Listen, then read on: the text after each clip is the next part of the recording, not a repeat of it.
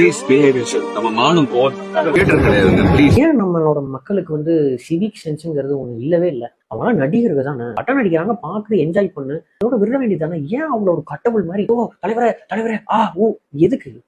ஏன் அவள் கேவலமா போய் அவங்க பார்த்தே ஆகணுமா? எப்படி சொன்னார் பாத்தீங்களா அவரு?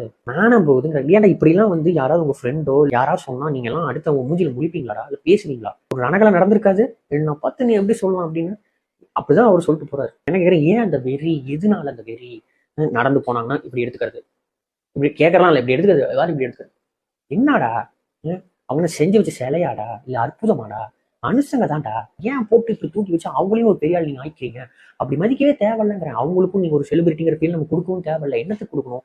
படம் பார்க்குறோம் வரோம், நிறுத்த வேண்டியது தானே. ஏன்னா கரூர்ல இடையில என்ன சம்பவம் நடந்தது எனக்கு தெரியும். அதுக்கெல்லாம் காரணம் யாருன்னு நினைக்கிறீங்க? விஜய் ஒரு லேட்டா வந்து எடுத்தான்னு ஒரு குரூப் சொல்லுது, இன்னொரு குரூப் டிஎம்கேவோட சதி இன்னொரு குரூப் சொல்லுது, போலீஸ் பாதுகாப்பு இல்லைன்னு இன்னொரு குரூப் சொல்லுது. யாருக்கு முக்கிய காரணம்? மக்களாகிய நம்ம தான். வேற யாரு? இந்த வீடியோல பாக்குறீங்களா? ஓடுதுங்க அப்படியே குரங்குக மாதிரி அடிச்சு பிடிச்சிக்கிட்டு. 3 வயசு குழந்தைய 2 வயசு குழந்தைய பாதுகாப்பா வீட்டுல வளர்க்காம எவன மாக்கான தூக்கிட்டு வருவானா அடிக்கனை பார்க்க? முழுக்க முழுக்க காரணம் நம்ம மட்டும்தான்.